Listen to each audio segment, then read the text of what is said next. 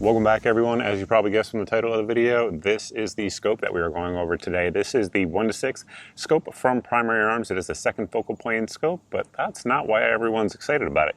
Why everyone's excited about it on the internet and on all the forums is because of the reticle it has. So it has the new ACSS NOVA reticle. What is it? Well, it is a wire reticle, which we'll talk about here in just a second. But what wire reticles allow you to do is to get a red dot bright dot. And this one 100% has it, and the internet is on fire because previous to this, probably the least expensive scope that you could get with a red dot bright reticle was around $600, and this one is coming in significantly less, and a lot of people are very, very excited about it. So I suppose with that, let's get up close and personal on the scope itself, go over all the details of it, what it offers, the reticle, because obviously you guys are going to want to know that, and then at the end we'll break it down and let you guys know what I think of it overall. Starting out at the rear of the scope, we do have our adjustable eye focus ring. It is very tight, as all of the new generation of primary arm scopes are. Me personally, with my eyesight, typically I keep mine all the way in, but you can absolutely back it out and make it so that the reticle is clear to your eyes. Everybody's eyes is a little bit different, so it is nice to have that adjustability there. If you guys have never adjusted one, just point it out into a blue sky and adjust it until the reticle is as clear as possible to your eye, and leave it there. You don't have to worry about it moving around on you because, like I said, it is very tight. Continuing on forward, we do have the throw lever that is built into the actual optic itself. You can remove it though with the two screws on there if you want to. Honestly, guys, I don't really see it getting snagged or anything like that. I don't think it's going to be a big issue. Maybe for some of you lefties could be concerned about it, but most of you guys won't have to worry about it. But if you do want to operate it just with the actual ring itself, you can do that as well. But of course, it's easier with that throw lever. Now, the actual screw pattern there is one that is pretty widely available. So if you want to add a different throw lever to it, a wider one, a longer one that folds, I don't want to say they're all the same because that's not true, but there is a wide amount of compatibility with it if you're interested in that. Me personally, I think the one that comes with it is perfectly fine. I'd leave it on there and not worry about it. As you can see there at the 1X position, it is basically off to the 3 o'clock as the shooter looks through it, and then moving it through, it goes over to the 9 o'clock, so about 180-degree turn to get up to 6X. I should note, I think I mentioned it earlier, it is a second focal plane scope. So meaning that in terms of the mil values that are built into the reticle, which we'll talk about here in just a second, in order for those to be correct, it does need to be on 6. But again, back at 1X is where that red dot brightness, if you will, quote unquote, will shine there in the middle. The tube itself is a 30mm tube, and then our turrets are capped as you would want them to be, at least as I would want them to be. And basically you can remove it, and each adjustment is 0.1 mil or 1 mrad, either way. It's for, again, both the windage and elevation. Then you can put your cap back on. For LPVOs, I like cap turrets. I've said that a million times. With something particularly a 1:6, it's highly unlikely that you're going to want to be dialing, I guess is kind of the easiest way to say it. And then over on the other side of the actual rifle, if I just move around here for you, you can see there we do have our illumination settings. So one thing that is going to be a con on this scope versus some of the other competitive options out there is that it doesn't have an in-between setting, meaning that basically you go from 0 on to 1 to 2 to 3, etc., all the way up to 11. And yes, you can insert your memes about going to 11 here down below in the video description, but there's no in-between setting. That is something I like with illumination, but that is a downside to it for sure. Before getting into all the details of the reticle, I want to talk about wire versus etched and illuminated like we talk about here on the channel. With most scopes, it's going to be etched and illuminated. On this one, it has that wire system in there. So all of the daylight bright dot scopes out there use some type of wire system. So one of the pros of a wire system, as you can imagine, is that it has the ability to focus energy, like the battery power, on one particular part of the reticle, giving you that quote unquote daylight bright dot. And the photos that I may roll in, I may have already rolled them in, demonstrating the daylight brightness of it, really don't do it justice. A lot of cameras want to sort of auto eliminate the flare that you're going to get with a red dot in real life, and this thing is daylight bright. There is absolutely no doubt about it. If you are in Arizona sun at high noon on 11, it will be daylight bright. It's absolutely daylight bright against any background. In some a lot of shooting scenarios, I would say that on 11 it's going to be way too bright. You're going to want to dial it down.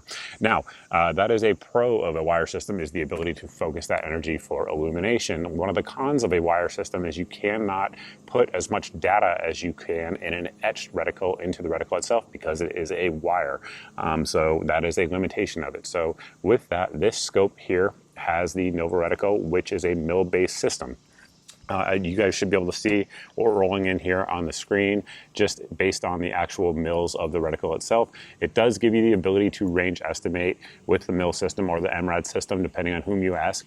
But that is a limitation versus a lot of the other auto-ranging ACSS reticles out there. But this system here does have some auto-ranging built into it. So basically on the different mill marks, as you go down the vertical stadia line, you guys can see here how it works. Basically they are calibrated to be 18 inches across at certain distances. So that gives you some idea of how far away your target is, especially if it is a bipedal target and you are ranging it, you know, as that person is facing you. So basically, because Strolac Pro is banned right now, they can't put new reticles into the app, but it is mathematically the same as the Griffin, all the way down to the 5th mil. So I'm using that as an example and just kind of rolling in the data here. This would be out of a 16-inch barrel like we have here, using M193 0 at 100 yards with this scope height. So you can see that is how the drop breaks down. And then of course, with the ranging that we already talked about, that is how you would apply it with this reticle. Again, the pro of it, 100% daylight bright. The con of it is going to be that a lot of the like wind holds and things like that you get on some competitive offerings out there, you definitely lose. So I suppose up close and personal, for some folks, it could be a little faster if you have that illumination on. The downside is that at distance, like if you were shooting a lot of like 400 to 600 yard targets, those wind holds become extremely important in a lot of different situations, and you just don't have them on this system. So, you know, everything is a pro and a con for sure. Just realize that when you're looking at this scope. Now, I realize the overwhelming majority of people watching this video never shoot beyond 100 yards. So if that is you, then the wind holds are irrelevant, right? And if you guys want daylight bright, then you have it. Now, without the illumination on, we'll turn it off here real quick.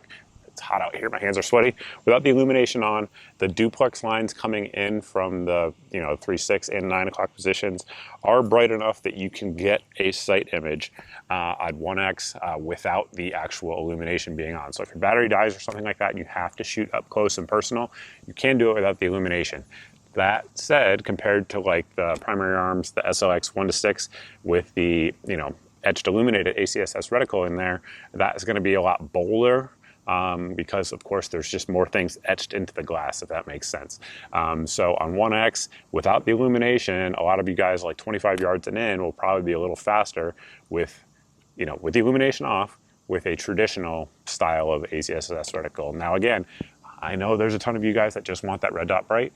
If that's you, this is the scope right here, and I'm just going to tell you that at under $600, there's nothing else that comes close to that capability with this price point. At this point in the video, there's a few things we need to cover before closing the video out. Number one, the link in the video description will get you guys a free mount with purchase, so make sure you guys are checking that out. Speaking of purchase, price point on this guy right now is $339. This one was sent out for review, just full disclosure on that.